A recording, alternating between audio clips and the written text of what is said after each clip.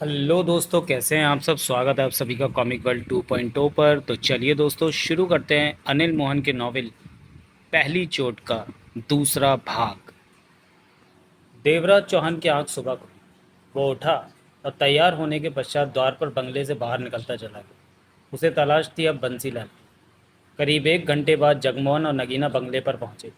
रात भर की ड्राइविंग की वजह से जगमोहन थका सा नजर आ रहा था। पोर्च में पहुंचते ही कह उठा, लगता है देवराज चौहान पहुंचा नहीं। उसकी कार नज़र नहीं आ रही। उन्हें तो रात को ही पहुंच जाना चाहिए था। नगीना के होठों से निकला। दोनों बंगला खोलकर भीतर पहुंचे। सेंटर टेबल पर चाय का प्याला देखते ही नगीना क्या उठी। वो रात को यहाँ का आए थे। वो देखो, चाय का प्याला रखा है। जगमोहन ने चाय के प्याले पर नज़र मारी, फिर बंगले के भीतरी हिस्से की तरफ बढ़ गया। नगीना की निगाहें इधर उधर फिरने लगी। दूसरे ही मिनट जगमोहन वापस आया। हाँ, देवराज चौहान आया था। किचन में चाय का बर्तन बता रहा है कि कुछ घंटे पहले उसमें चाय बनाई गई है। बाथरूम में वो कपड़े पड़े हैं जो बुआ से पहनकर चला था और टॉवल गीला है। इसका मतलब वो रात को ही या फिर सुबह बंगले से गए हैं। नगीना ने जगमोहन को देखा। सुबह ही निकला देवराज चौहान बंगले से। जगमोहन ने विश्वास भरे स्वर में कहा। बाथरूम का फर्श और टॉवल का गीलापन बता रहा है कि 1 डेढ़ घंटा पहले कोई नहाया था। नगीना के चेहरे पर गंभीरता नजर आने लगी। वो बंसीलाल की तलाश पर गए हैं। नगी जगमोहन ने सहमति में सिर हिला दिया। नगीना ने कुछ नहीं कहा। भाभी, तुम अपने बंगले पर चली जाओ। यहाँ जगमोहन, नगीना गंभीर स्वर में कह उठी। तुम यहाँ रहकर उसके फ़ोन का इंतज़ार करोगे या फिर बंसीलाल की तलाश में बाहर जाओगे? हाँ, मैं इस काम में तुम्हारे साथ रहना चाहती हूँ। नहीं भाभी, ये ठीक नहीं होगा। जगमोहन के होठों से निकला। देवराज चौहान ने तुम्हें अलग बंगले में इसलिए रखा है कि दुश्मनों की निगाहों में तुम ना आ सको। दुश्मन तुम पर कब्जा जमा कर हमें मजबूर ना कर सके किसी काम के लिए। और तुम कहती हो कि तुम्हें इस काम में अपने साथ ले लूँ। मैं पहले भी तुम लोगों के साथ फील्ड में काम कर चुकी, वो अलग बात है। जगमोहन ने गंभीर स्वर में कहा। तब देवराज चौहान साथ था। सब कुछ उसी की मर्जी से हुआ था। मुझे इस बात की इजाज़त नहीं है कि तुम्हें किसी काम पर साथ लूँ। मैंने ऐसा कुछ किया तो मुझे देवराज चौहान की नाराज़गी का शिकार होना पड़ेगा। जगमोहन, नगीना कहा उठी। इस बात की जिम्मेवारी मेरी रही कि सॉरी भाभी, मैं तुम्हारी ये बात नहीं मान सकता। देवराज चौहान ये बात पसंद नहीं करेगा, जगमोहन ने स्पष्ट कहा। नगीना के होठों पर मुस्कान उभरी। ठीक है, इस बात के लिए मैं तुम्हें मजबूर नहीं करूँगी और तुम मुझे बंगले से जाने को मजबूर नहीं कर सकते। क्या मतलब? मैं दूसरे बंगले पर नहीं जाऊँगी, कुछ दिन यहीं रहूँगी। तुम मुझे निकाल नहीं सकते। नगीना मुस्कुरा रही थी। ठीक है भाभी, जगमोहन ने गहरी सांस ली। इसके लिए मैं तुम्हें जोर नहीं दे सकता, मर्जी तुम्हारी। बंगले का दरवाज़ा बंद कर लो, मैं सोने जा रहा हूँ। तुम भी आराम कर लो। देवराज चौहान का फ़ोन कभी भी आ सकता है। मैं यहीं सोफे पर फ़ोन के पास लेट जाता हूँ, तुम बेडरूम में जाकर आराम कर लो। नगीना ने बंगले का दरवाज़ा बंद किया और बेडरूम की तरफ बढ़ गई।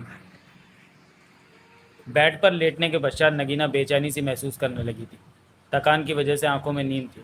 आंखें बंद थी, परंतु नींद नहीं ले पा रही थी। उसे ऐसा लग रहा था जैसे कोई उसे नींद नहीं लेने दे रहा। पलकें खोली तो नींद से बोझिल वो फिर बंद हो जाती। तभी कानों में मध्यम सी सरगोशी हुई। नगीना बेटी। आंखें बंद किए नगीना के मस्तिष्क में हल्की सी हलचल हुई, फिर थम गई। नींद में नगीना को महसूस हुआ कि ये कोई सरगोशी नहीं है, वहम ही था उसका। नगीना बेटी। पुनः वही सरगोशी। उसी पल नगीना की आंखें खुली। नजरें कमरे में दौड़ने लगी। 0 वाट का मध्यम सा प्रकाश फैला हुआ था। नगीना का मस्तिष्क अब नींद से निकलकर साफ साफ काम करने लगा था। वो महसूस कर चुकी थी कि कानों में पड़ने वाली सरगोशी उसका वहम नहीं था, धोखा नहीं था। वो उठकर बैठ गई। पूरा कमरा खाली था। मुझे देखने की कोशिश कर रही हो नगीना बेटी? इस बार सरगोशी ना होकर आवाज़ स्पष्ट थी। कौन हो तुम? नगीना के माथे पर स्पष्ट तौर पर पल नजर आने लगे। इसी के साथ वो उठी और कमरे की लाइट ऑन कर दी। कमरे का जर्रा जर्रा चमक उठा। उसके अलावा कमरे में कोई और नहीं था। तुम मुझे नहीं जानती। वही आवाज़ पुनः नगीना को सुनने को मिली। देवा जानता है मुझे। जग्गू जानता है। पेशीराम नाम है मेरा। वैसे यहाँ के लोग मुझे फ़कीर बाबा कहते हैं। नगीना का चेहरा अजीब से भावों में भर उठा। यहाँ के लोग? कौन हो तुम? नज़र क्यों नहीं आ रहे हो? उलझन में फंसी नज़र आ रही थी वो। मैंने तुम्हारा नाम किसी से नहीं सुना। इसका मतलब देवा या जग्गू ने तुमसे कोई जिक्र नहीं किया? कौन देवा जग्गू? देवराज चौहान, जगमोहन। मैं उन्हें 3 जन्म पहले के नाम से पुकारता हूँ। 3 जन्म पहले के नाम? उलझन में घिरी जा रही थी नगीना। तुम्हें कुछ नहीं मालूम तो मेरी बातों को तुम समझ भी नहीं पाओगी, और मेरे पास इतना वक्त नहीं है कि यहाँ ठहर सकूँ।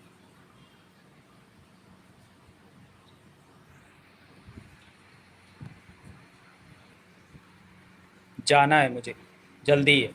देवा और जग्गू से पूछोगी तो वो बता देंगे सारी बात। फ़कीर बाबा की बात फ़कीर बाबा की आवाज़ नगीना को सुनाई दे रही थी। वह बहुत ही गंभीर मैं बहुत ही गंभीर बात तुमसे करने आया हूँ। तुम नज़र क्यों नहीं आ रहे?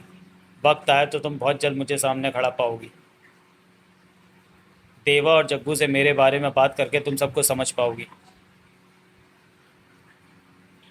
अभी तुम्हारी समझ में नहीं आ रहा। तुम्हारी उलझन का एहसास है मुझे। अजीब सी हालत में नगीना खड़ी रही। मिन्नो को जानती हो? मिन्नो? नगीना के होंठों से निकला। मोना चौधरी की बात कर रहा हूँ मैं। 3 जन्म पहले उसका भी नाम मिन्नो था। तुम्हारी बातों को समझ कर भी नहीं समझ पा रही हूँ। पहले जन्मों वाली बात मेरे समझ से बाहर। सब कुछ तुम्हारी समझ में आ जाएगा।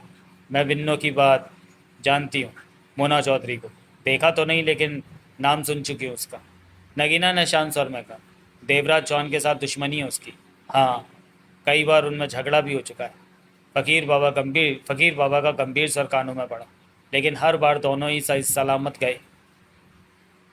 लेकिन इस बार शायद ऐसा ना हो, कोई एक जान गंवा बैठे। क्या मतलब? नगीना के होठों से निकला। देवा इस वक्त बंसीलाल के पीछे है। फ़कीर बाबा की आवाज़ नगीना के कानों में पड़ रही थी। नगीना बेटी, देवा से कहो उस रास्ते पर ना चले। बंसीलाल का पीछा छोड़ दे। ये सब सितारों की चाल है। अगर देवा ने बंसीलाल का पीछा ना छोड़ा तो इसी रास्ते पर चलकर उसकी मिन्नों से खतरनाक टक्कर हो जाएगी। नगीना ने हौले से सिर हिलाया। तुम भविष्य का गर्व जानते हो कि क्या होने वाला? नगीना क्या उठी। मैं उस हद तक की भविष्य की बातें करता हूँ जो मुझसे वास्ता रखती हैं। फ़कीर बाबा की गंभीर आवाज़ नगीना के कानों में स्पष्ट पड़ रही थी। कभी कभी मेरे लिए भी भविष्य में झांकना असंभव हो जाता है। होठ जमाए खड़ी नगीना के चेहरे पर गंभीर सोच के भाव नजर आ रहे थे। तुम देवा की पत्नी का स्थान रखती हो इस जन्म में। फ़कीर बाबा की आवाज़ पुनः आई। चाहो तो देवा को इस रास्ते पर जाने से रोक सकती हो। भयानक टकराव से उसे बचा सकती हो। तुमने कहा कि तुम देवराज चौहान को जानते हो, नगीना बोली। हाँ, तो उन्हीं से इस बारे में बात करूँ। वो रात को मैंने देवा से बात की थी, लेकिन वो नहीं माना मेरी बात।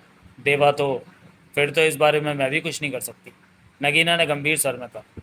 देवराज चौहान ने मुझे अपने कामों में दखल देने का हक नहीं दिया कि उन्हें टोक सकूं। नगीना बेटी, तुम आने वाले वक्त का खतरनाक पहलू नहीं देख पा रही जो मुझे नजर आ रहा है। अगर तुमने देवा को रोक लिया तो समझो बहुत बड़े खून खराबे की तुमने मुट्ठी में बांध लिया। फ़कीर बाबा की आवाज़ में गंभीरता और व्याकुलता थी। कोई दूसरा रास्ता ना पाकर मुझे तुमसे बात करनी पड़ी। जग्गू से बात करने का मुझे कोई फ़ायदा नज़र नहीं आया। वो तो जन्मों जन्मों से आंखें मूंद कर देवा की बात मान लेता है। ऐसे में वो मेरी बात को गंभीरता से लेकर देवा को नहीं समझाएगा। आने वाले वक्त में जो होने वाला है उसके बारे में मैंने तुम्हें बता दिया। मिन्नो और देवा का टकराव ना हो, वो आमने सामने ना पड़े। इसी में तुम लोगों का और मेरा भी भला है। अगर हो सके तो उनका टकराव रोकने की कोशिश करना। मैं जा रहा हूँ। नगीना कमरे में नजरें दौड़ाने लगी। पहले भी कोई नज़र नहीं आ रहा था और अब भी कोई नहीं दिखा। गहरी चुप्पी छा गई वहाँ। नगीना समझ गई कि फ़कीर बाबा या पेशीराम जो भी है वो जा चुका है, लेकिन उसके मन में गहरी उलझनें छोड़ गया था कि पूर्व जन्मों की क्या बात है। उसे कुछ भी नहीं मालूम। देवराज चौहान ने भी कभी उसे नहीं बताया और न जगमोहन ने भी जिक्र नहीं किया कभी। मन में उत्सुकता और उलझन की गठरी बांधे नगीना कमरे से निकली और ड्राइंग हॉल में पहुंची। जगमोहन फ़ोन के पास ही लंबे सोफे पर गहरी नींद में था। नगीना ने उसे नींद से उठाना ठीक नहीं समझा और वापस कमरे में आ गई कि जब वो सोया उठेगा तब फ़कीर बाबा के बारे में उससे पूछेगी, बात करेगी। लकड़ी का करीब 50 साल पुराना दरवाज़ा था, परंतु आज भी बेहद मजबूत था। पुराने शहरी इलाके की पतली गली के पुराने से मकान पर लगा था। देवराज चौहान दरवाजे के सामने ठटका। दरवाजे का एक पल्ला खुला ही हुआ था। उसने हाथ से दूसरा पल्ला खोला और भीतर प्रवेश कर गया। ये छोटा सा कमरा था और बैठने के लिए कुर्सियों जैसा जो सोफ़ा नज़र आया वो भी 30-40 साल पुराने मॉडल का ही था। कमरा खाली था। बाबू भाई, देवराज चौहान ने पुकारा। बैठ जाओ। दूसरे कमरे से आवाज़ आई, आता हूँ। देवराज चौहान ने सिगरेट सुलगाई और आगे बढ़कर सोफे पर जा बैठा। चेहरा शांत किंतु सख्त सा था। नज़रों में ठहराव सा नजर आ रहा था। 3-4 मिनट के पश्चात दूसरे कमरे से निकलकर 55 वर्षीय व्यक्ति ने वहाँ कदम रखा। वो तहमत पहने था। इसके अलावा उसने कुछ नहीं पहन रखा था। साधारण कद का साधारण सा दिखने वाला व्यक्ति था वो। उसकी आंखें और होठों के भाव बता रहे थे कि वो जिंदगी के हर रंग से खेला खाया हुआ है। दोनों की नजरें मुड़ी। कौन हो तुम? बाबू भाई ने गहरी निगाहों से देवराज चौहान को देखा। मैं तुमसे पहले कभी नहीं मिला। हाँ, ये हमारी पहली मुलाकात है, कहते हुए देवराज चौहान ने कश ली और सिगरेट एस्ट्रे में डाल दी। ये बात तुम भी ना बताते तो मुझे मालूम थी। बाबू भाई बैठता हुआ बोला, कौन हो तुम? अपने बारे में बताना ज़रूरी? कोई ज़रूरी नहीं, बाबू भाई मुस्कुराया। ये तो बता सकते हो कि मेरा पता किसने दिया? सोहन लाल ने बताया था कि तुम जानकारियां बेचते हो, मैंने तुम्हारा पता याद रखा, अब ज़रूरत पड़ी तो आ गया। सोहन लाल? बाबू भाई ने सिर हिलाया। वही सोहन लाल तो नहीं जो गोली वाली सिगरेट पीता है और ताले तिजोरियां तोड़ने में उसे महारत हासिल है? हाँ, मैं उसी की बात कर रहा हूँ। बाबू भाई के चेहरे पर एकाएक ही मुस्कान दिखाई देने लगी। मैं ये बहुत अच्छी तरह जानता हूँ कि सोहनलाल पर देवराज चौहान की मेहरबानी रहती है। देवराज चौहान ने बाबू भाई की आंखों में झांका। तुमने सोहनलाल का जिक्र किया तो मैं तुम्हें हाथों हाथ पहचान गया, वरना शायद तुम्हारे जाने के बाद ही याद आता कि देवराज चौहान मेरे पास आया था। तुम्हारी अखबार में छपी तस्वीर को बहुत अच्छी तरह देख रखा है मैंने। यही सब कुछ याद रखना तो मेरा धंधा है। बाबू भाई के चेहरे पर हल्की सी मुस्कान थी। अब तो मैं सामने देख लिया तो कभी नहीं भूल पाऊंगा तुम्हारे चेहरे को। कभी मैंने तुम्हारे ठिकाने के बारे में जानने की बहुत कोशिश की, लेकिन मालूम नहीं कर पाया कि तुम कहाँ रहते हो। उसे खामोश होता पाकर देवराज चौहान स्थिर लहजे में बोला, काम की बात करूं? करो। चाय पानी की इच्छा हो तो? देवराज चौहान को जेब से 100 की गड्डियां निकालते पाकर वो चुप हो गया। देवराज चौहान ने 100 की गड्डी टेबल पर रखी और गंभीर स्वर में बोला, बंसी लाल का पता ठिकाना और जानकारी चाहिए मुझे।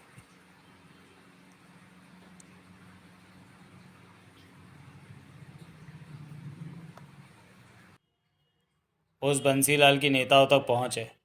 वो नेताओं के और नेता उसके काम आते रहते हैं। गैंगस्टर के तौर पर बंसी लाल का नाम जाना जाता है। बाबू भाई की आंखें सिकुड़ी। वो देवराज चौहान को देखने लगा। देवराज चौहान ने 100 की एक और गड्डी टेबल पर रख दी।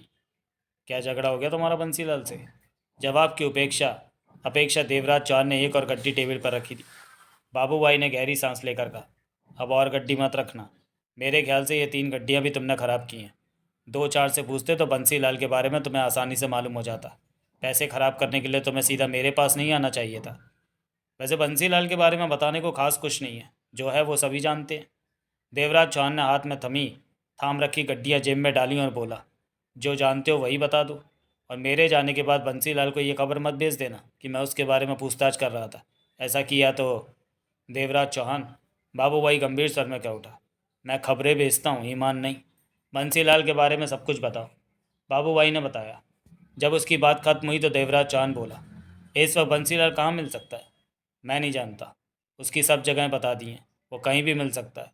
कहते हुए वो गंभीर था। मुझे नहीं मालूम तुम्हारी बंसीलाल से क्या बात हो गई है, लेकिन इतना याद रखना कि बंसीलाल खतरनाक गैंगस्टर है। मरने मारने की वो परवाह नहीं करता। हर तरह के आदमी उसके पास हैं। मेरे ख्याल में मैं यूं ही तुम्हें समझा रहा हूँ, सब मालूम होगा तुम्हें। देवराज चौहान उठा, बाबू भाई को देखा, फिर बाहर निकलता चला गया। दिन के 11 बज रहे थे। देवराज चौहान भरे पूरे बाजार में शॉपिंग कॉम्प्लेक्स में पहुंचा। लगभग सभी दुकानें खुल चुकी थी। ग्राहक वहाँ ना के बराबर ही थे।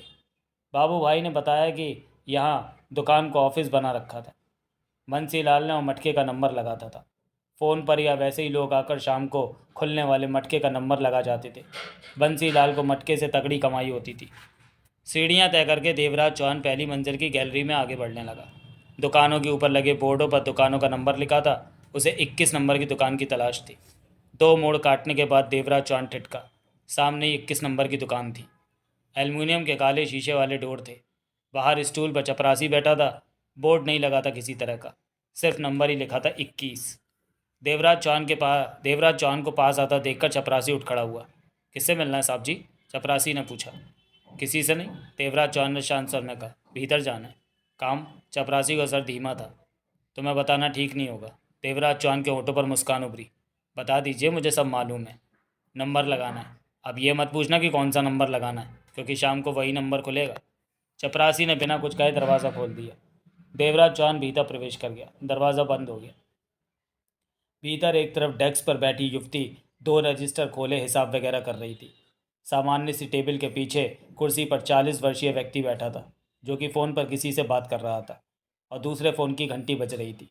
दो अन्य फ़ोन टेबल पर खामोशी के साथ मौजूद थे।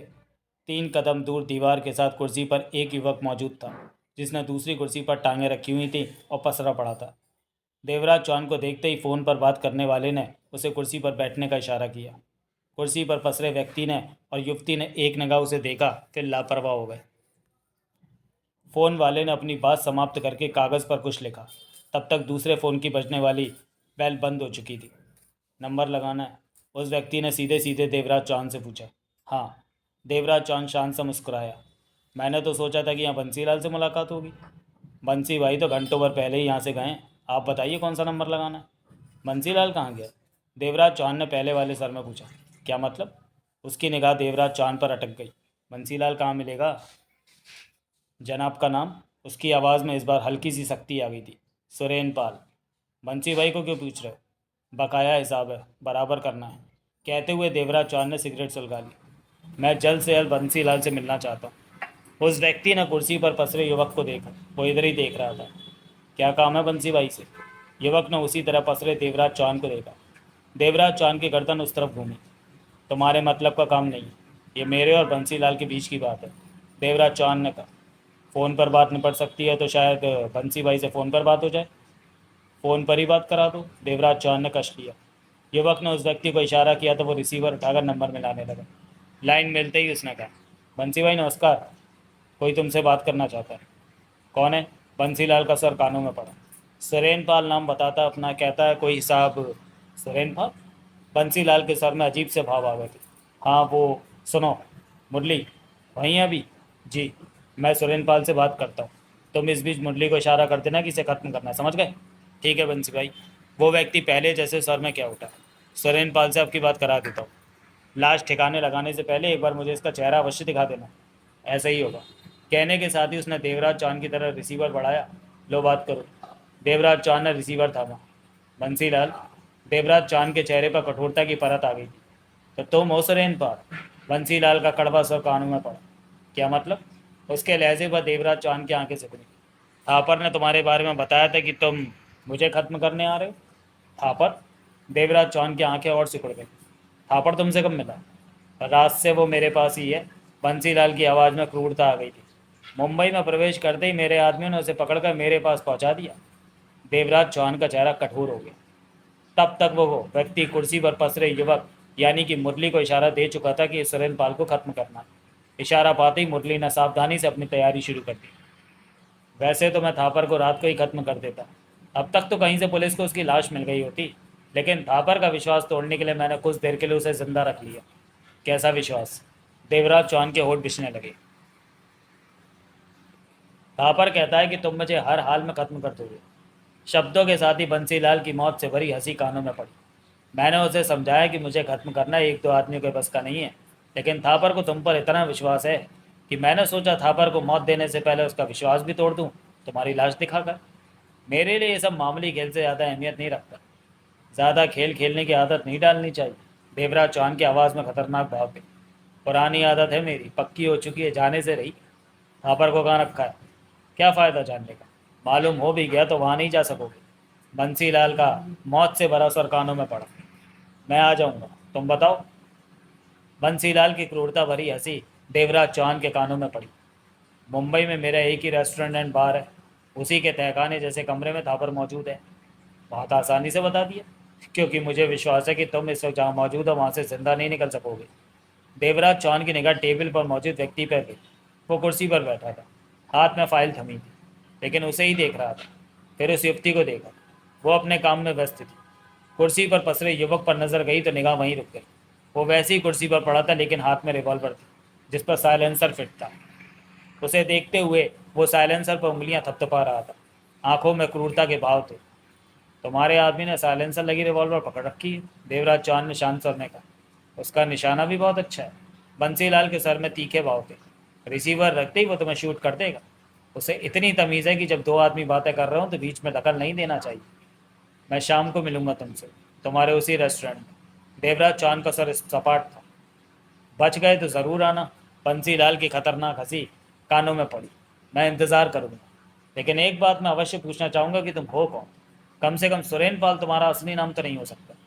इस बात का जवाब तुम्हें शाम को दूंगा, तुम्हारे ही रेस्टोरेंट में। बेकार है, तुम अभी मर जाओगे। मैं फ़ोन बंद कर रहा हूँ, इसके साथ ही लाइन कट गई। देवराज चौहान ने रिसीवर इस तरह कान से लगाए रखा जैसे उधर से बंसीलाल की बात को सुन रहा हो। मुरली रिवॉल्वर थामे तैयार था कि उसकी बात खत्म हो और वो उसे शूट करे। उसी पल पलक झपकते ही देवराज चौहान ने फुर्ती से रिवॉल्वर निकाली। वहां मौजूद कोई भी कुछ भी नहीं समझ पाया। मात्र 3-4 सेकंडों का खेल रहा। देवराज चौहान ने हाथ में दबी रिवॉल्वर से गोली निकाली और मुरली का नाक तोड़ती हुई सिर के पीछे वाले हिस्से से बाहर निकल गई। साइलेंसर लगी रिवॉल्वर उसके हाथ से छूटकर नीचे गिर गई। मुरली का सिर एक तरफ लुढ़क गया था। धार की तरह खून बहकर नीचे फर्श पर गिरने लगा। फायर का तेज धमाका वहां हुआ था। वो व्यक्ति और युवती हक्की बक्की सी रह गई। मुरली को मारता पाकर उनके होठों से कोई शब्द नहीं निकला। चेहरे फक और उनके गले डर से सूख रहे थे। उसकी तरफ से कोई खतरा ना पाकर देवराज चौहान ने रिसीवर वापस रखने के पश्चात रिवॉल्वर जेब में डाली और कठोर चेहरे के साथ पलटकर दरवाजे की तरफ बढ़ा। तभी चपरासी ने दरवाज़ा खोलकर भीतर झाँका। देवराज चौहान को करीब पाकर सामने से हट गया। देवराज चौहान बाहर निकलता चला गया। जगमोहन की जब आंख खुली तो दिन के 11 बज रहे थे। नगीना को चंद कदमों के फासले पर सोफा चेयर पर बैठे पाया। वो कमीज सलवार में थी और नहा धो चुकी थी। जगमोहन ने तिपाही पर मौजूद फोन पर निगाह मारी, फिर उठ बैठा। देवराज चौहान का फोन आया होता तो मेरी आंख अवश्य खुली होती, जगमोहन ने कहा। इतनी जल्दी वो बंसीलाल तक नहीं पहुंचे होंगे। नगीना की निगाह जगमोहन पर थी। जल्दी आएगा देवराज चौहान का फोन, जगमोहन ने कहना चाहा। फोन के इंतजार में यहाँ मत बैठे रहो। नगीना के सर में गंभीरता आ गई। बंसीलाल खतरनाक आदमी है, उसके पास ढेरों आदमी है। देवराज चौहान अकेला है। तुम जाकर उसे ढूंढो और उनके साथ रहो। जगमोहन के होठों पर छोटी सी मुस्कान उभरी। भाभी, तुम अच्छी तरह जानती हो कि देवराज चौहान के लिए बंसीलाल से निपटना मामूली बात है। खुद पर ज़रूरत से ज़्यादा विश्वास होता है इंसान को उसका विश्वास ही मार डालता है। मुझे देवराज चौहान पर विश्वास है, कम है या ज़्यादा इस पर मैंने कभी ध्यान नहीं दिया। फ़कीर बाबा कौन है? नगीना की नज़रें एक टक जगमोहन पर थी। जगमोहन ने चौंक कर नगीना को देखा। क्या? उसके होठों से निकला। फ़कीर बाबा या पेशीराम कौन है? नगीना का स्वर बेहद शांत था। जगमोहन नगीना को देखता रहा, फिर धीमे स्वर में कह उठा। तुम्हें पेशीराम के बारे में किसने बताया? तो ये बात मुझसे छुपाई गई? नगीना का स्वर पहले जैसा ही था। छिपाने वाली इसमें कोई बात नहीं है। मुझसे तो भाभी तुम्हारा मिलना महीनों बाद ही हो पाता है। इस बीच 2-4 बार मिला तो कभी जिक्र नहीं हुआ होगा, जगमोहन ने सामान्य स्वर में कहा। देवराज चौहान ने अगर तुमसे पेशीराम का जिक्र नहीं किया तो शायद उसने ज़रूरत ना समझी हो। इस बारे में देवराज चौहान से ही पूछना। नगीना सोच भरी निगाहों से जगमोहन को देखती रही। तुमने बताया नहीं कि पेशीराम कौन है? उसे खामोश हुआ पाकर नगीना ने पूछा। तुम्हें पेशीराम के बारे में किसने बताया? जगमोहन ने पूछा। पेशीराम नहीं, नगीना गंभीर हो गई। जब मैं बेडरूम में नींद लेने की कोशिश कर रही थी तो एक आवाज़ कानों में पड़ी। कमरे में कोई नहीं था, लेकिन वो आवाज़ मेरे कानों में स्पष्ट पड़ रही थी। उसने अपना नाम फ़कीर बाबा या पेशीराम बताया। पेशीराम ने तुम्हें क्या कहा? जगमोहन गंभीर था। बताओ भाभी, उसके बाद मैं तुम्हें सब कुछ बताऊंगा। मैंने सिर्फ उसकी आवाज़ सुनी थी, मुझे वो नज़र नहीं आया। जाने वो क्या कह रहा था कि वो तपस्या कर रहा है। उसने मुझसे कहा कि मैं देवराज चौहान, जिसे कि देवा कह रहा था, उसे बंसीलाल के पीछे जाने से रोकूं। नगीना के स्वर में गंभीरता थी, क्योंकि ऐसा करने से देवराज चौहान की ज़बरदस्त टक्कर मोना चौधरी से होगी। मोना चौधरी को वो आवाज़ मिन्नो कह रही थी। ओह, जगमोहन व्याकुल सा उठा। उसने कहा कि इस बारे में देवराज चौहान से भी कहा, लेकिन वो उसकी बात नहीं माना। मुझसे उसने इस आशा के साथ बात की कि शायद मैं देवराज चौहान को रोक लूँ। गंभीर थी नगीना। जगमोहन से कुछ कहते ना बना, परंतु वो बेचैन नजर आने लगा। चुप क्यों हो गए जगमोहन? नगीना क्या उठी। इतना तो मैं जानती हूँ कि देवराज चौहान और मोना चौधरी में दुश्मनी पैदा हुई पड़ी है, लेकिन ये पेशीराम कौन है? वो किन 3 जन्मों की बातें कर रहा था?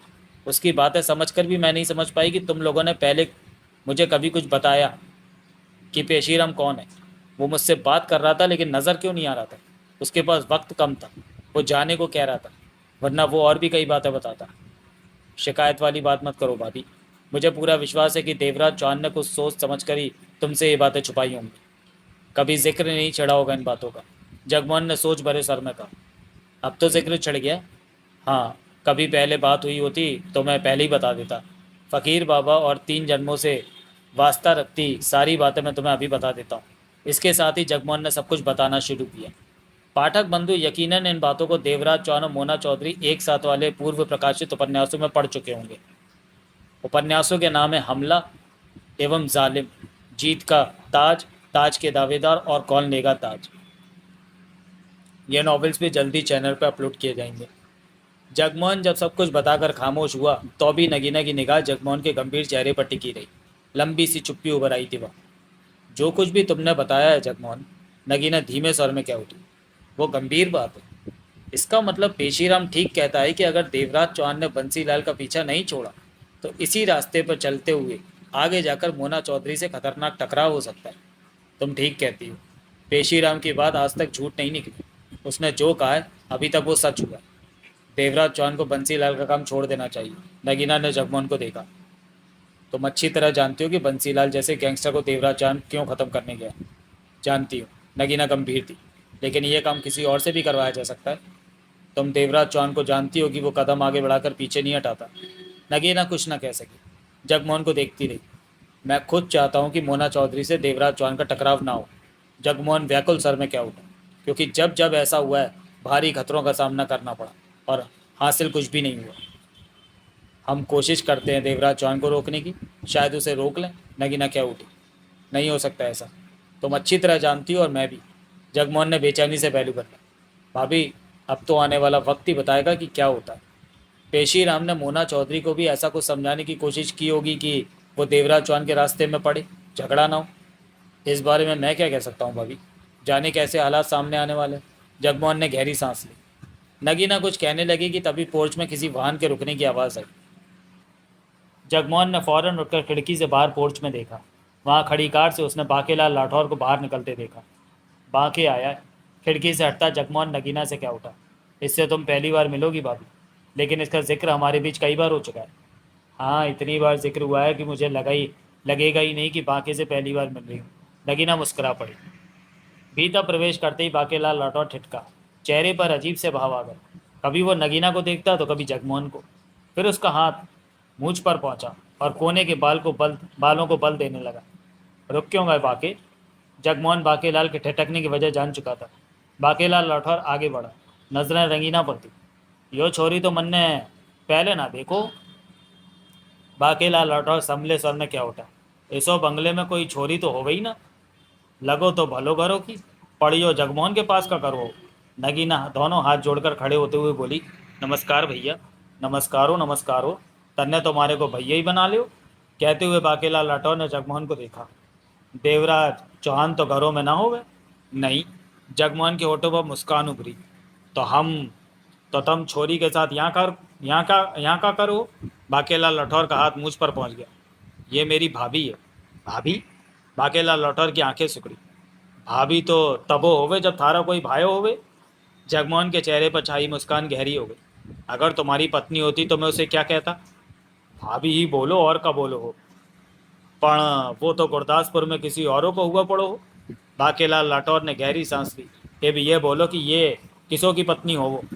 देवराज चौहान की। बाकेलाल राठौर ने खा जाने वाली निगाहों से जगमोहन को घूरा। तुम्हारे को बेवकूफ़ बनाया हो। स्वर में तीखा बना गया। मैं सच कह रहा हूँ। देवराज चौहान के नाम पर मैं कोई मजाक नहीं कर सकता। ये बात तुम भी अच्छी तरह जानते हो। नगीना भाभी के बारे में थापर अच्छी तरह जानता है। थारी बात सचो होवे, पर मारे को विश्वास हो ना आए। कबो किए देवराज चौहान ने ब्याह। मारे को तो कार्ड वारट नहीं भेजो। ब्याह की हवा तो कानों से भी ना गुजरो। बाकेलाल राठौर की बात पर नगीना खुलकर मुस्कुरा पड़ी। भाभी। जगमोहन उठता हुआ बोला, मैं ज़रा बाके को समझा कर आता हूँ। जगमोहन बाकेलाल राठौर की बाह पकड़कर कुछ दूर ले गया। खास बात बताए हो काम को। जगमोहन ने कम शब्दों में बाकेलाल राठौर को नगीना के बारे में बताया। बाकेलाल राठौर ने समझने वाले भाव में सिर हिलाया और नगीना के पास जा पहुंचा। तन्ने मारे को पहली मुलाकात में भाई बोलो तो हम भी थारे को आज से बहनों मानो। हम थारे से बड़ा हो। इसो वास्ते थारे को नगीना कहो। थारे को नामों से बुलाने का हक होवे मारे को। बाकेलाल राठौर मुस्कुराकर बोला, बड़े छोटों को नाम से ही बुलाएंगे बाके भैया। नगीना ने कहा, यो हुआ ना बात। बाकेलाल राठौर खुशी से हंस पड़ा। मारी बहना ना हो। भगवानों ने वो भी कसर पूरी कर दी। यो ऊपर वाला भी झटको द्यो के मारे हो। पास आता जगमोहन क्या उठा। बैठ जाओ बाके। बाकेलाल राठौर बैठता हुआ क्या उठा।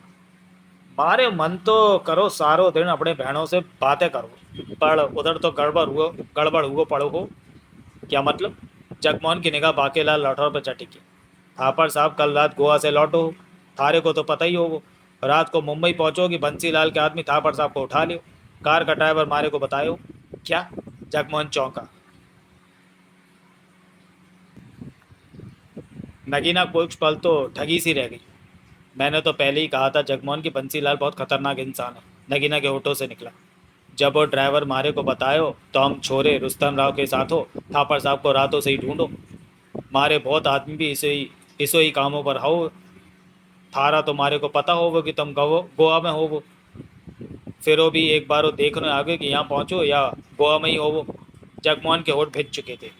देवराज चौहान कहाँ हुए? वो मुंबई में है। हमसे पहले वो यहाँ आ गया था और अब बंसीलाल को खत्म करने गया।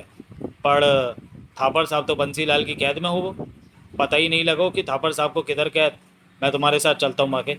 जगमोहन का सर सख्त था। थापर को ढूंढते। भाभी तुम बंगले पर ही रहना।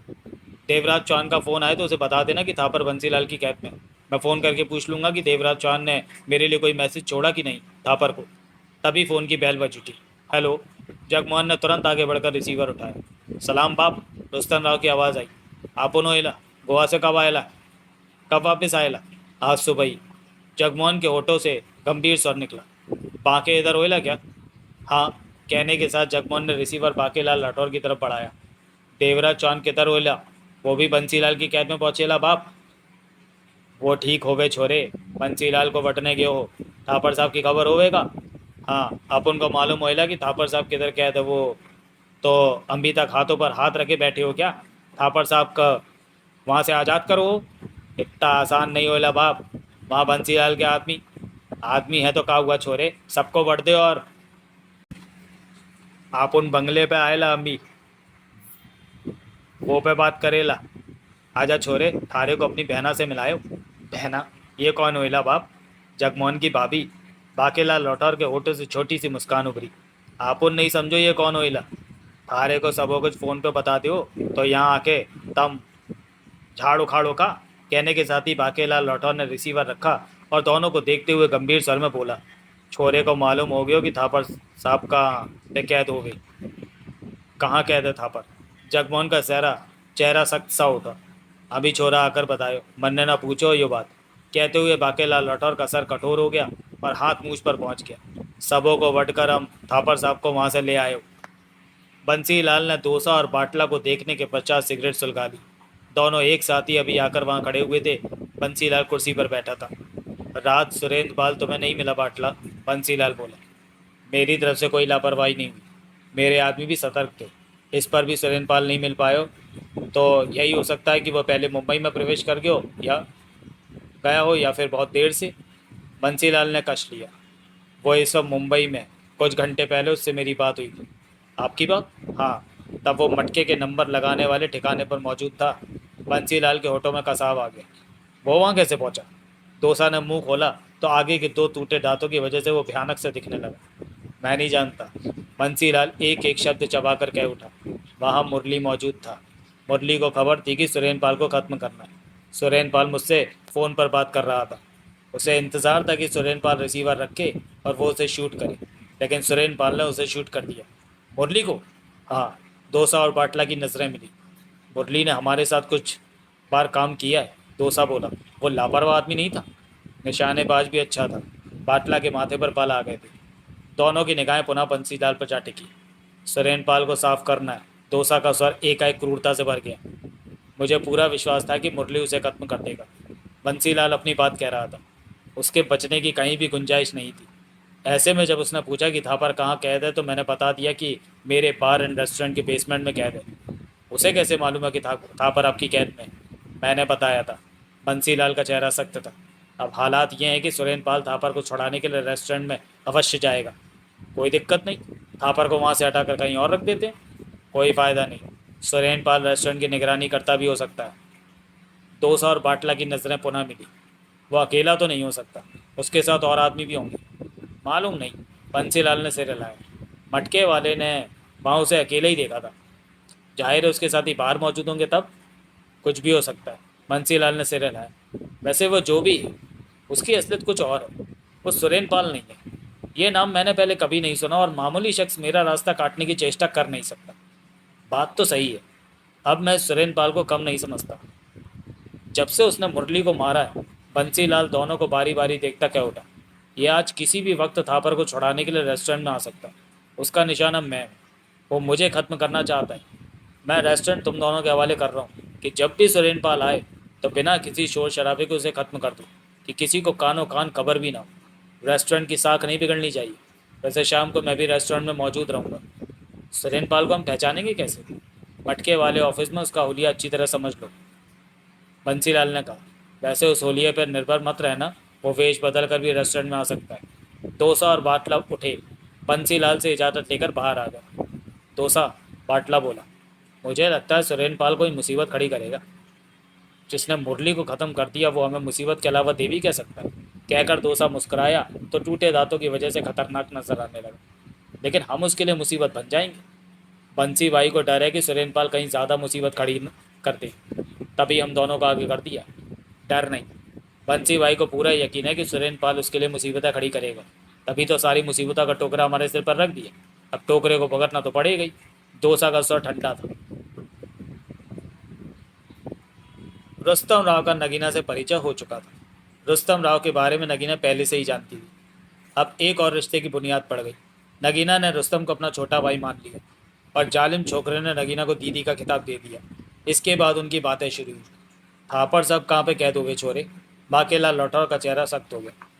खार में बंसीलाल का बार रेस्टोरेंट होएला, उसी के बेसमेंट में थापड़ साहब को कैद करेला बंसीलाल। रुस्तम राव क्या उठा? उधर के वेटर को इस खबर के वास्ते 20,000 देला। तब तो थापर को वहाँ से निकालना कठिन नहीं। नगीना क्या उठी? गलत मत बोला दीदी, गलत मत बोला दीदी। रुस्तम राव क्या उठा? आप उन रेस्टोरेंट के भीतर का फेरा मार लेना। उधर बहुत सख्त पैरा होएला, कई वेटर भी बदमाश दिखेला। सबों को वट देंगे, बाकीलाल तगड़ा इंतजाम करेला। पक्का उसे शक होएला कि कोई थापड़ साहब को छुड़ाने के वास्ते उधर को आएगा। रुस्तम राव गंभीर था। तभी तो पहरा होएला। छोरे, हम थारी बातों से न डरो, चलो हमारे साथ। हम देखो बंसी, जल्दबाजी मत करो। जगमोहन क्या उठा? क्या बोला बाप? मैंने कहा है जल्दबाजी मत करो। बंसीलाल ने रेस्टोरेंट के बाहर और भीतर पक्का घेरा डलवा रखा होगा, यानी कि बंसीलाल सावधान है। ऐसे में हमें सोच समझ कर कदम उठाना होगा। ये सोचने को बचा ही क्या? बहुत कुछ है सोचने को। जगमोहन ने बाकेला लाठौर को देखा। बार एंड रेस्टोरेंट जैसी जगह में दिन में इतनी भीड़ नहीं होती जितनी कि रात को होती है। रात को तो हम शायद नज़रें बचाकर वहाँ अपना काम कर जाएं। दिन में अगर कुछ करने की कोशिश की तो हम आसानी से उनकी नज़रों में आ जाएंगे।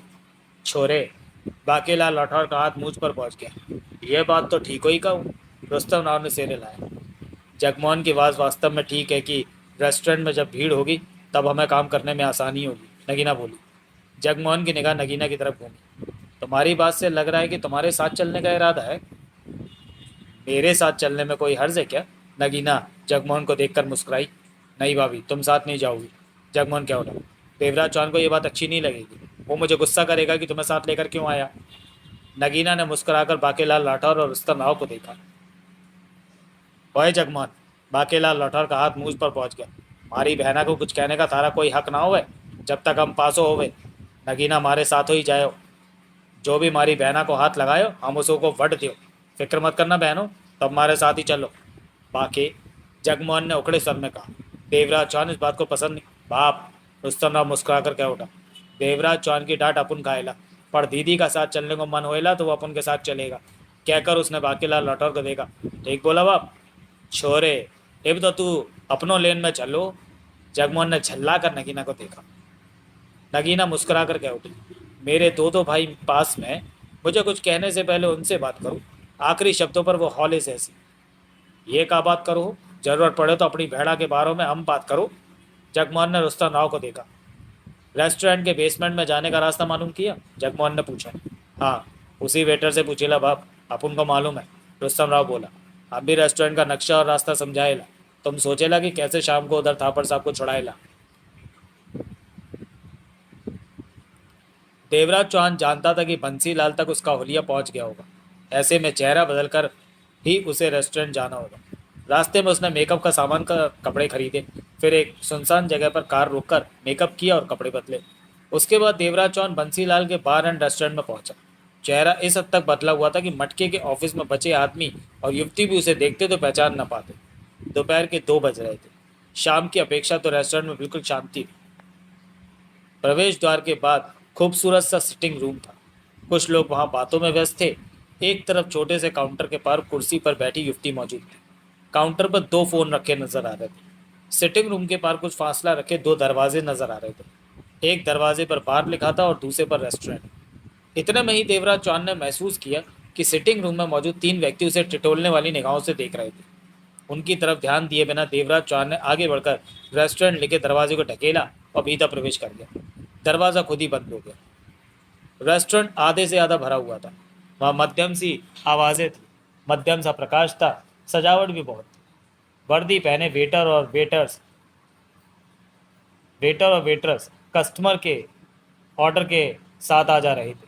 दिल को सुकून पहुंचाने वाला अच्छा और शांतमय माहौल लग रहा था वहाँ का। हर तरफ नजरें दौड़ाता देवराज चौहान आगे बढ़ा और एक टेबल पर बैठ गया।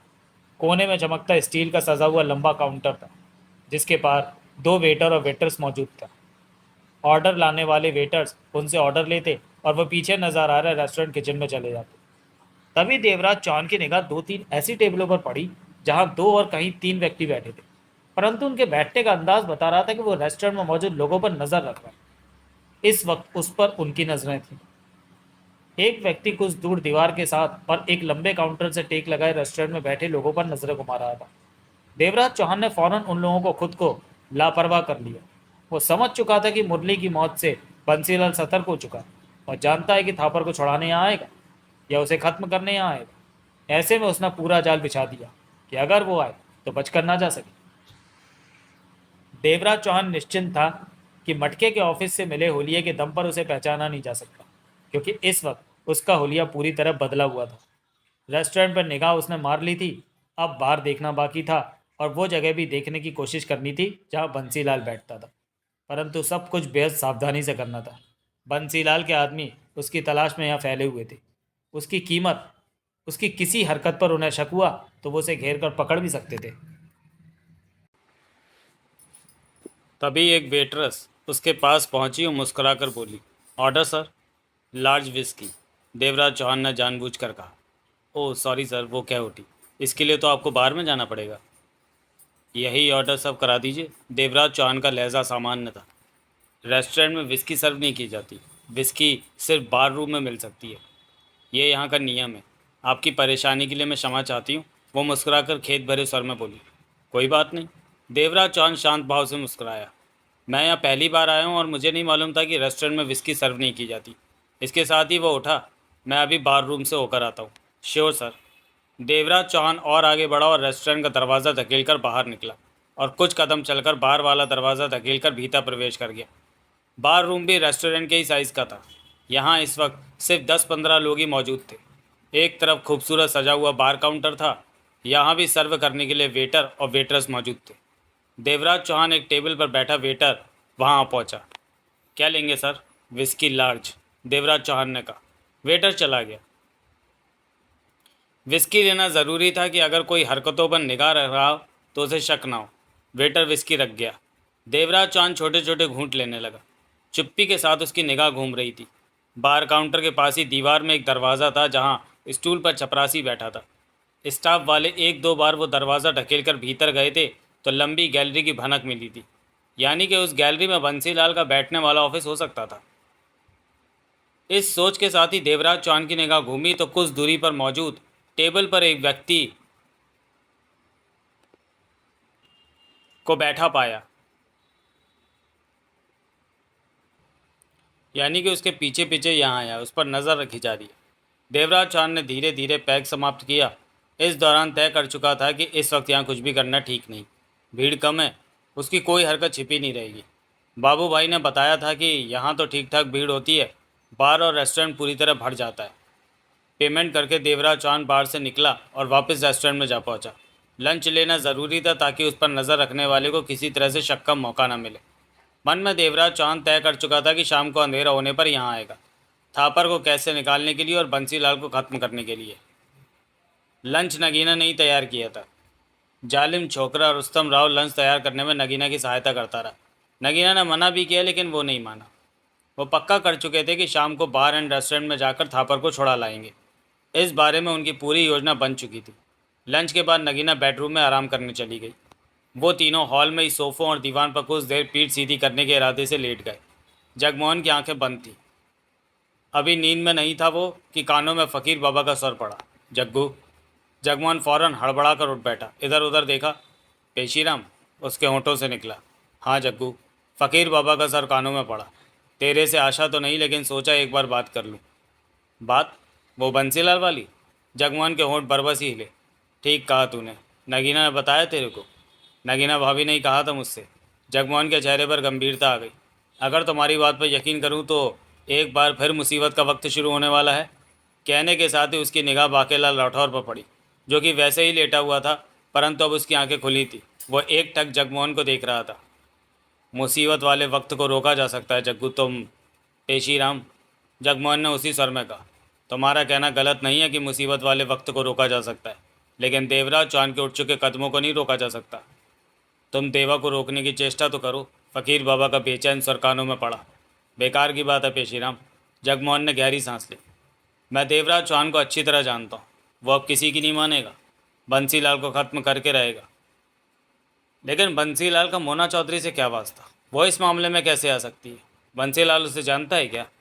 नहीं, मिन्नो का बंसीलाल से कोई वास्ता नहीं। पेशीराम की आवाज़ में गंभीरता थी। तो देवराज चौहान के रास्ते में मोना चौधरी कैसे आएगी? जगमोहन के चेहरे पर उलझन थी।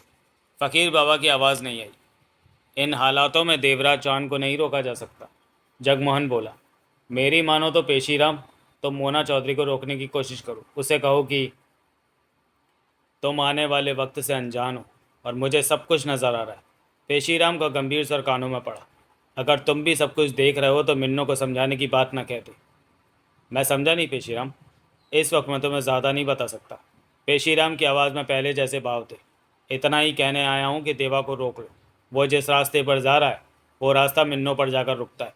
यहाँ से जहाँ से ज़बरदस्त टकराव शुरू हो जाएगा। कोई फ़ायदा नहीं होगा झगड़े का। रोक लो देवा को। जगमोहन के होठ हिले। कहा कुछ नहीं। तुम्हारे चेहरे के भाव बता रहे हैं कि मेरी बात को तुम गंभीरता से नहीं ले रहे। गलत कह रहे हो पेशीराम। जगमोहन कह उठा। मैं तुम्हारी बात के प्रति पूरी तरह गंभीर हूँ, लेकिन देवराज चौहान पर एक हद तक ही मेरा कंट्रोल है। मैं उसकी टांगें बांधने की हिम्मत नहीं रखता। उसे रुकने को कह सकता हूँ, परंतु ऐसी कोई वजह नहीं कि जिसके दम पर देवराज चौहान को रुकने को कहूँ। मिन्नो से देवा का टकराव हो जाना बहुत बड़ी वजह है। हाँ, वास्तव में बहुत बड़ी वजह। लेकिन वो वजह सामने नहीं है। वो वक्त आया नहीं, तुम्हारे मुताबिक आने वाला है। और जब वो वक्त आया तो फिर वक्त ठहरेगा नहीं। तब वक्त की आंधी में सब बह जाओगे। तब मेरी कश्ती भी तुम लोगों के साथ बन जाएगी। अगर देवा या मिन्नो में से किसी की मौत हो गई तो मुझे मिले श्राप की अवधि एक जन्म और लंबी हो जाएगी।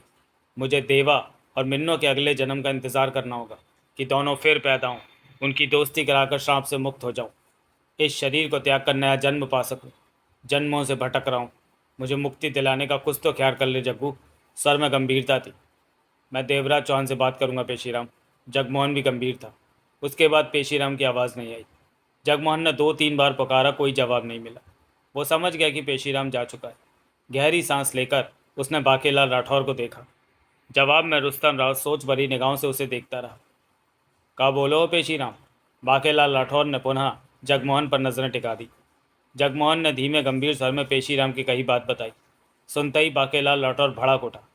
बेशक पेशीराम ठीक हो बोले हो, पर अब पीछे ना हटो। थापड़ साहब को बंसीलाल पकड़ो कर रख लियो। थापड़ साहब को बचायो ना क्या? बंसीलाल को खुला छोड़ो का, जो कलो को मारी गर्दन रेत दियो। हम तो बंसीलाल को बढ़ के रख दियो। जगमोहन ने बाकेलाल राठौर को देखा। कहा कुछ नहीं। बोल दो पेशीराम को हम उसो को बात नहीं मानो हो। वो मारे से क्यों ना बात करो। थारे में बातों करके चल लोगे हो। बाकेलाल राठौर उठ खड़ा हुआ था। पेशीराम ने हम लोगों को नहीं रोका, बल्कि देवराज चौहान को रोकने को कहा है। जगमोहन बोला। यो मतलब तो यो हुआ कि हम बंसीलाल को बढ़ सको। हाँ, लेकिन बाप। रुस्तम राव गंभीर स्वर में कह उठा। देवराज चौहान को कैसे रोकेला? आप उन लोगों को क्या मालूम वो किधर फिरेला? मालूम भी हो जाए तो अभी कुछ नहीं हो सकता। देवराज चौहान इस काम से पीछे नहीं हटेगा। बाकेलाल राठौर और रुस्तम राव की नज़रें मिली। बाप, मोना चौधरी से टक्कर होएला तो बहुत गड़बड़ होएला। वो बरोबर मुकाबला करेला। हम देवराज चौहान को रोको। कुछ और रास्ता तो सोचना पड़ो। जगमोहन ठीक कहेला। देवराज चौहान रुकने वाली बात नहीं मानेला बाप। वो मारे को मिल जाए तो हम उसी को डंडे की तरह सीधा कर दो। बाकेलाल राठौर का हाथ मूंछ पर पहुंच गया। पेशीराम की बात गलत भी तो हो सकेला बाप, रुस्तम राव कह उठा। जगमोहन के चेहरे पर गंभीर सी मुस्कान उभरी। आज तक पेशीराम की कई बात गलत नहीं निकली। जगमोहन बोला, इस बार भी उसका कहना ठीक ही होगा। अगर उसका कहा गलत निकला तो मेरे लिए हैरानी की बात होगी। बाकेलाल राठौर उठ खड़ा हुआ। तुम लोग बंसीलाल के रेस्टोरेंट में कितने बजे पहुंचे हो? करीब 8 बजे, अंधेरा होने के कुछ बाद, जगमोहन ने कहा। ठीक हो, बाकेलाल राठौर ने गंभीर स्वर में कहा। हम तुम सबों को वहीं पे मिले हो। किधर चला बाप? हम देवराज चौहान को ढूंढो, मारे को मिल गयो तो उसको डंडे की तरह सीधा करो कि साइड करो उसी को। बातों में हम बंसीलाल को बटो। बाकेलाल राठौर का सर सख्त हो गया। कोई फायदा नहीं। जगमोहन गंभीर स्वर में क्या उठा। देवराज चौहान मालूम नहीं इस वक्त कहाँ है। उसे ढूंढ पाना आसान ही। मिल भी गया तो वो अपने काम से पीछे नहीं हटेगा। उसो को सामने आने दो, हम रोको उसो को। बाकेलाल राठौर ने विश्वास भरे स्वर में कहा। मारे को यो ही मोना चौधरी से झगड़ा करोगे, वक्त खराब ना करो। कहने के साथ ही वो बाहर की तरफ बढ़ गया। बाकेलाल राठौर बाहर निकल गया तो रुस्तम राव ने जगमोहन को देखा। मोना चौधरी से टक्कर होइला तो बहुत गड़बड़ हो जाएगा। जगमोहन ने उसे देखा, कहा कुछ नहीं। आंखों में व्याकुलता भरी पड़ी थी। बंसीलाल का वही बार एंड रेस्टोरेंट। शाम के 8 बज चुके थे। रेस्टोरेंट में इस वक्त कम भीड़ थी। बार लगभग खचाखच भरा पड़ा था। तीव्र रोशनियां और वहाँ की सजावट से लग रहा था जैसे ये कोई अलग ही दुनिया हो। भीड़ और बढ़ती जा रही थी। आने वालों में शहर के अमीर लोग थे, पैसे वाले लोग थे, क्योंकि ये महंगी जगह थी। कोई जोड़ों में था तो कोई परिवार के साथ तो कोई अकेला। पार्किंग में महंगी और विदेशी कारों की भीड़ बढ़ती जा रही थी। वहाँ 6 पार्किंग स्टैंड थे। प्रवेश द्वार पर 2 दरबान वर्दी पहने मौजूद थे और आने जाने वालों के लिए फुर्ती से शीशे का दरवाज़ा खोलने में व्यस्त थे। एक बार की तो सारा माहौल देखकर लगता था जैसे बहुत अमीर व्यक्ति के यहाँ शादी हो रही हो। तभी प्रवेश द्वार के ठीक सामने टैक्सी आकर रुकी। ड्राइवर ने फुर्ती से उतरकर टैक्सी का पीछे वाला दरवाज़ा खोला तो जो व्यक्ति बाहर निकला वो सोहन लाल था। उसने सिर्फ 2 किलोमीटर दूर से ही टैक्सी ली थी। शेव की होने की वजह से चेहरा चमक रहा था। सिर के बाल अच्छे ढंग से कटे हुए थे। बदन पर सफ़ेद रंग का रेडीमेड सूट था जो कि उसने घंटा भर पहले ही महंगे शोरूम से खरीदा था। टैक्सी ड्राइवर ने दरवाज़ा बंद किया। सोहन लाल ने जेब में हाथ डालकर 100 का नोटिस दिया तो पहले से समझाए मुताबिक ड्राइवर ने उसे तगड़ा सैल्यूट किया और टैक्सी में जा बैठा। टैक्सी आगे बढ़ गई। सोहन लाल ने शाही अंदाज में जेब से गोली वाली सिगरेट निकालकर सुलगाई, तगड़ा कस लिया, फिर एक हाथ से कोट को ठीक किया और 4 सीढ़ियाँ चढ़कर प्रवेश द्वार के पास पहुंचा। दरबान उसे पहले ही देख रहे थे। उन्होंने फौरन शीशे का गेट खोला और सैल्यूट दिया। सोहन लाल ने 100 का नोट निकालकर उसकी जेब में ठूसा और भीतर प्रवेश कर गया। चंद कदम चलकर ठिठका और कश लेते हुए शान भरे ढंग से इधर उधर देखा। Good evening sir. स्वागत कर्मचारी के पास पहुंचा। आप यहाँ शाम का पूरा मज़ा ले सकते हैं। इधर डिनर हॉल है, यहाँ का खाना लाजवाब है। यही वजह है कि शाम को रेस्टोरेंट में लोगों को बैठने की भी जगह नहीं मिलती। और वहाँ बार है। डिनर से पहले कुछ लेना हो तो देश विदेश की उम्दा से उम्दा विस्की वहाँ मिलेगी। अगर आप अकेले हैं तो फिक्र की कोई बात नहीं। बार रूम में जल्दी ही कोई बढ़िया साथी मिल जाएगा गप्पे मारने के लिए। गुड। सोहनलाल मुस्कुराया। बहुत सुन रखा है यहाँ के बारे में, तभी आज की शाम यहाँ बिताने का फैसला किया। आपको मायूसी नहीं होगी सर। सोहनलाल बिना कुछ कहे बार रूम के दरवाजे की तरफ बढ़ गया। वहाँ भी होटल का कर्मचारी मौजूद था जो कि आने वालों के लिए दरवाज़ा खोल रहा था। सोहनलाल को आता पाकर उसने दरवाज़ा खोला तो वे भीतर प्रवेश कर गया। बार रूम की सारी टेबलें भरी पड़ी थीं। सारे रूम में दीवार के साथ साथ लंबे गोल स्टूल रखे हुए थे, जिसे जहाँ जगह मिलती वहीं बैठ जाता। यहाँ आदमी, औरतें, युवक युवतियाँ सब थे। बार का पूरा मज़ा ले रहे थे। विस्की, सिगरेट की स्मेल, बातों की आवाज़ें तो कहीं हंसी, मिला जुला माहौल था वहाँ। सोहनलाल ने ठिठक कर सिगरेट का कश लिया। तभी पास से वेटर गुजरा तो सोहनलाल ने टोका, सुनो सर। वेटर ठिठका, एस्ट्रे कहाँ है? एस्ट्रे? वो उधर टेबलों पर है या उधर दीवार के। ये लो। सोहनलाल ने शाही ढंग से सुलगती सिगरेट उसके हाथ में थमाई। इसका क्या करूं? वेटर अचकचाया। एस्ट्रे में डाल दो, फिक्र मत करो। जब जाऊंगा तो मुझे याद करेगा तू। सोहनलाल मुस्कुराया। याद करूंगा? वेटर के चेहरे पर उलझन के भाव उजले। हाँ भाई, तेरे को बहुत तगड़ी टिप देकर जाऊंगा। Oh thank you sir, thank you. बाद में मिलना, अभी तो मैं आधी रात तक यहीं हूँ। कहने के साथ ही सोहनलाल आगे बढ़ गया। बैठने के लिए कोई जगह नज़र नहीं आ रही थी। सोहनलाल विस्की नहीं पीता था, लेकिन बार रूम में मौजूद होने पर विस्की का गिलास हाथ में ना हो, पिए ना हो तो अटपटा सा लगता। बार काउंटर की तरफ बढ़ा, लेकिन छिपी निगाह से उस दरवाजे को देख रहा था जिसके पास गैलरी थी। एक कर्मचारी दरवाजे के पास मौजूद था। बार काउंटर पर पहुंचकर सोहनलाल ने पैक लिया, पेमेंट दी और पैक थामे एक तरफ खड़ा होकर इधर उधर नजरें दौड़ाने लगा। कुछ पल यूं ही बीत गए। हर कोई जैसे खुद में ही बहुत ही व्यस्त नजर आ रहा था। कुछ देर बाद सोहनलाल वहां से हिला और लापरवाही वाले अंदाज में उस दरवाजे की तरफ बढ़ा जिसके पास गैलरी थी। चलने का ढंग ऐसा था जैसे ठीक ठीक पी रखी हो। दरवाजे के पास ही वहां का कर्मचारी मौजूद था। उसके चेहरे पर बोरियत बरस रही थी। सोहनलाल पैग हाथ में थामे पास पहुंचते हुए नशे से भरी आवाज़ में दरवाजा बनाकर बोला, दरवाज़ा खोल। क्यों सर? उसने सोहनलाल को देखा। बाथरूम जाना है। बाथरूम इधर नहीं है सर, उधर है कोने में, उसने कहा। तो झूठ बोल रहा है, बाथरूम इधर भी है। सोहनलाल ने हाथ हिलाकर कहा। इधर का बाथरूम कस्टमर के वास्ते नहीं है, उसने कहा। तेरे वास्ते है। नहीं, वो मुस्कुरा पड़ा। इधर का बाथरूम यहाँ के मालिक बंसी भाई इस्तेमाल करते हैं, प्राइवेट है। उनका ऑफिस इधर ही है। बाहर का कोई आदमी भीतर नहीं जा सकता, मना है। ऐसी बात? Yes sir. ठीक है, लेकिन मैं इधर वाले बाथरूम में ही जाऊंगा। अब देखना है कि प्राइवेट बाथरूम में क्या होता है। सर, उसने कहा, प्लीज़ अपने पर काबू रखें। आपने शायद ज़्यादा पी लिए। ज़्यादा पी लिए? सोहनलाल नशे भरी आवाज़ में बड़बड़ाया। ये हो सकता है, घर से भी 2-4 पैक मार कर निकला था, 5-7 यहाँ लगा लिए। पक्का ज़्यादा हो गई होगी। बाहर जाकर बैठ जाइए या फिर डिनर ले लीजिए, उसने सलाह दी। वो तो ठीक है। सोहनलाल ने हाथ में पकड़े पैक को देखा। इसका क्या करूं? कहीं रख दीजिए। ऐसा कैसे हो सकता? विस्की को ख़राब नहीं करना चाहिए। बेशक पीकर उल्टे लटक जाओ, लेकिन विस्की को ख़राब नहीं करना चाहिए। सोहनलाल नशे भरे ढंग में कह रहा था। तू नहीं पीता? ड्यूटी पर हूँ, बाद में पीता हूँ। बात की बात में लेना, पकड़ इसे, चढ़ा जा। नहीं, किसी ने देख लिया तो ही नहीं देखता, मन का वहम है। टॉप का विदेशी माल है, याद रखेगा मेरे को। ले सका ले गले में। वो हिचकिचाया। खते की औलाद, पीने वाले इंसान सोचते नहीं हैं। उसने इधर उधर देखा। सोहनलाल के हाथ से गिलास थामा और दरवाजे की तरफ मुंह कर लिया। तुरंत ही पलटा तो गिलास खाली था। सोहनलाल ने गिलास थाम लिया। किसी को पता चला? किसी ने देखा? सोहनलाल ने अपनी आवाज़ नशे में भरी बना रखी थी। नहीं। वही तो मैं कह रहा था कि तू खामा का घबराता है। सोहनलाल सिर हिलाकर बोला। आज के बाद ध्यान रखना, पीने वाले सोचते नहीं। गिलास पकड़ा और चढ़ा लिया। वैसे ये गिलास खाली करके तूने मेरा बहुत भला किया। अगर मैं पीकर लुढ़क जाता तो मेरा सूट खराब हो जाता। सर, आपका तो भला हो गया, मेरा भला तो नहीं हुआ। क्या मतलब? एक पैक पिलाकर मेरे भीतर तीली सुलगा दी है, एक और हो जाए तो? समझा समझा, फिक्र मत कर। एक क्या, मैं तेरे को 6 पिलाकर रहूँगा। सोहनलाल नशे की एक्टिंग करता हुआ बोला।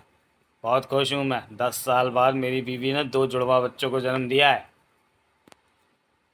जुड़वा बच्चे 2?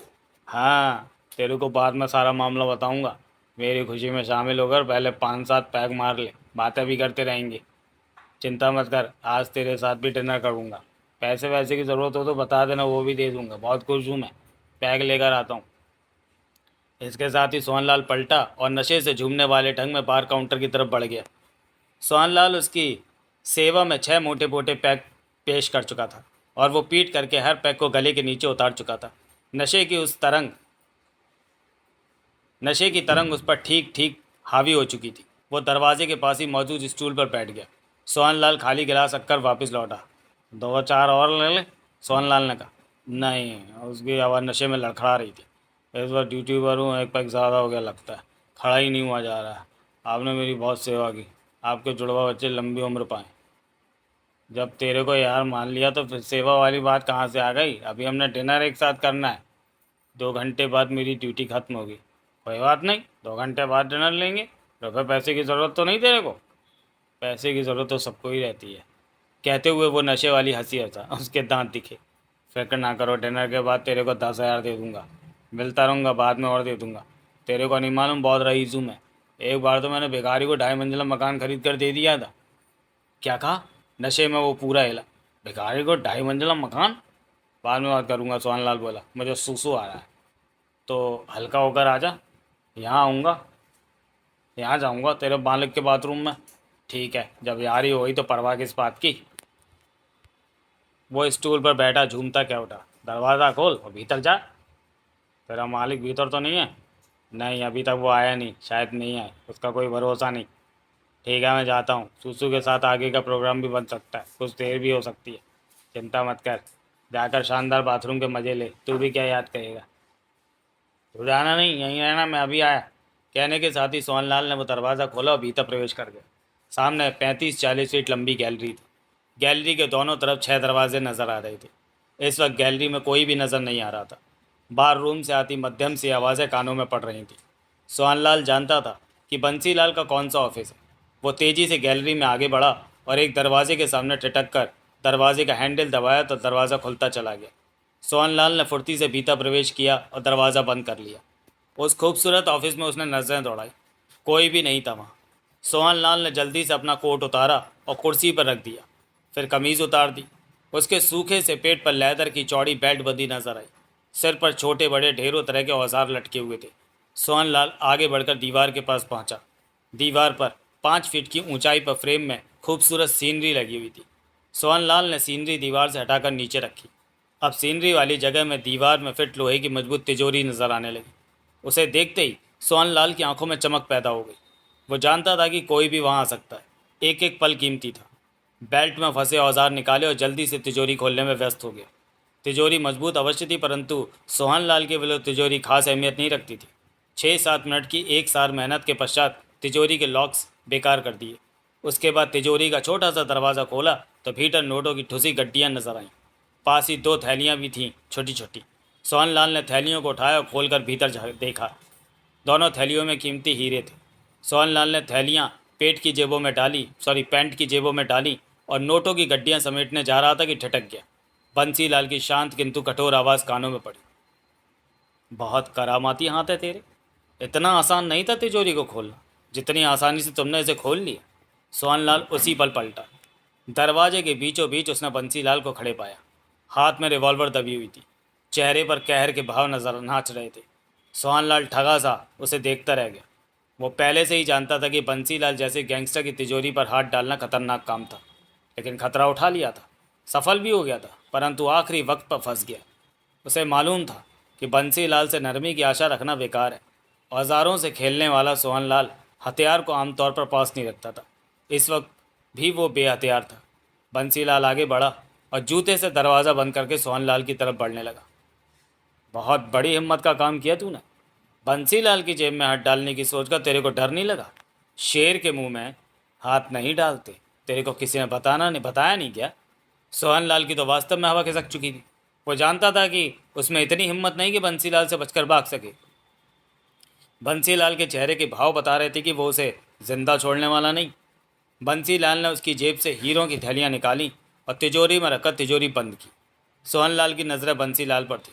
जा, कपड़े पहन ले, बंसीलाल ने खतरनाक स्वर में कहा। सोहनलाल उसी पल आगे बढ़ा और कुर्सी पर रखी कमीज़ और कोट पहनने लगा।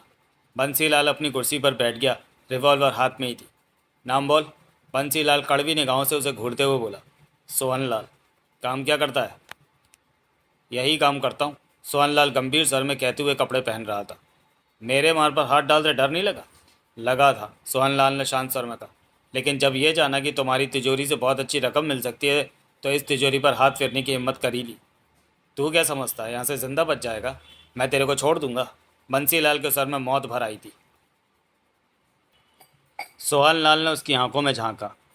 मैं जानता हूँ तुम नरमी दिखाने वालों में से नहीं हो, इसलिए इधर उधर की बात करना बेकार है, सोहनलाल ने गंभीर स्वर में कहा। लेकिन मैं खामा का मरना भी नहीं चाहता। अपने को बचाने के लिए तुम्हारा कोई भी बड़े से बड़ा काम कर सकता हूँ। कैसा काम? कहीं तिजोरी वॉल्ट स्ट्रांग रूम खोलना हो तो? मुझे ऐसा कोई काम नहीं है, बंसीलाल दरिंदगी से कह उठा। तूने मेरे ठिकाने पर आकर मेरी तिजोरी से माल उड़ाने की बड़ी हिम्मत की है।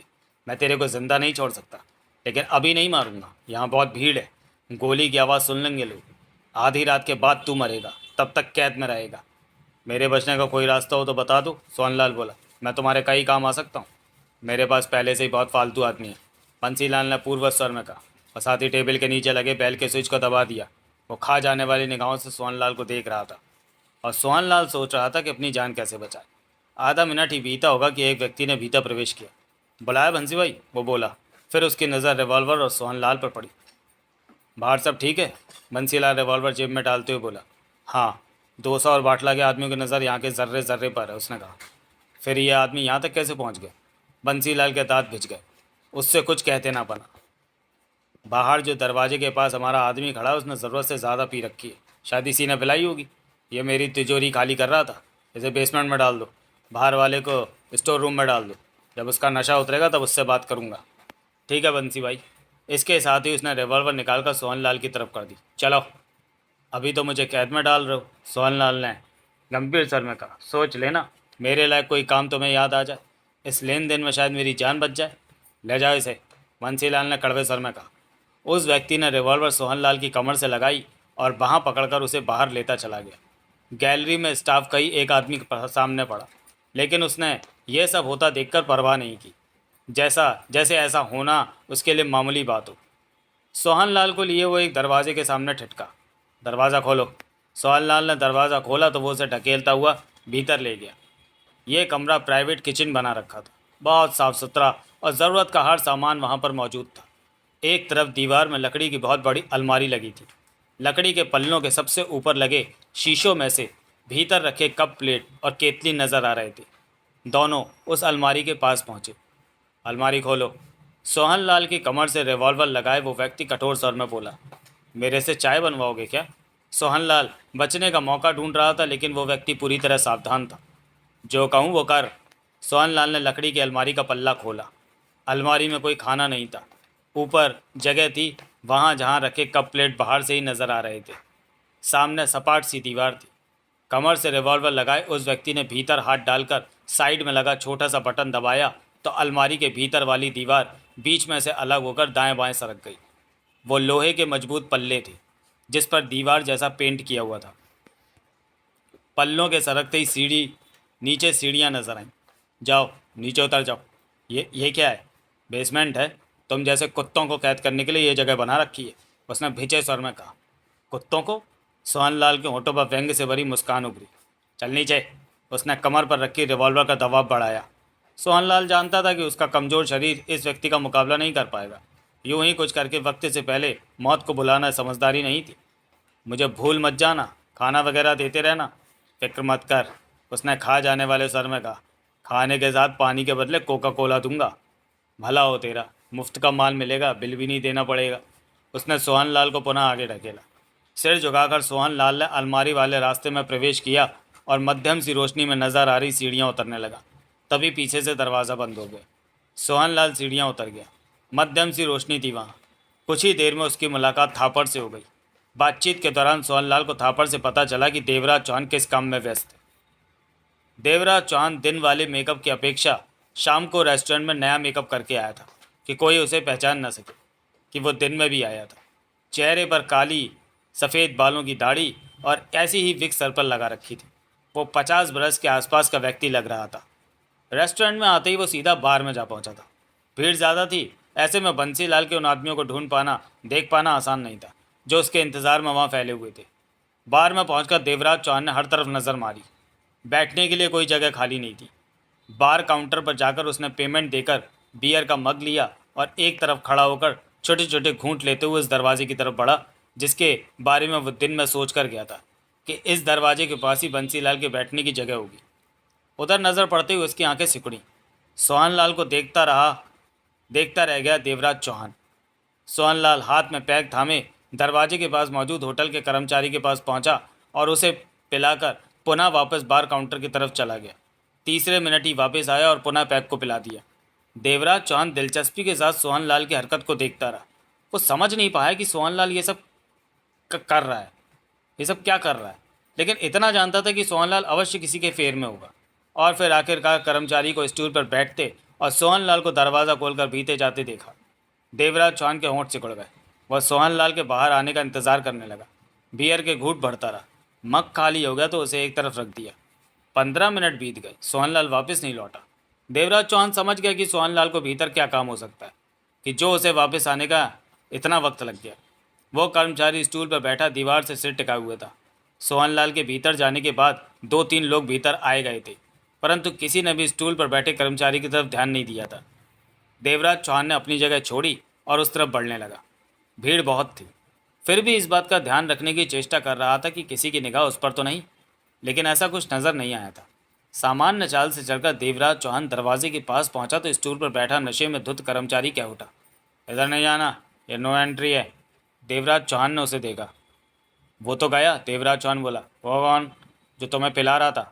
वो तो मेरा यार है, तेरे को क्या? नशे में वो हाथ हिलाकर कह उठा। सोहनलाल तुम्हारा यार है? देवराज चौहान ने जानबूझकर नाम लिया। तुम जानते हो उसे? जानता? देवराज चौहान ने जानबूझकर हैरानी से कहा। वो तो मेरा भी यार है, हम इकट्ठे ही यहाँ आए। मैं रेस्टोरेंट में चला गया और वो पैक मारने यहाँ आ गया। फिर तो बधाई हो तुम्हें।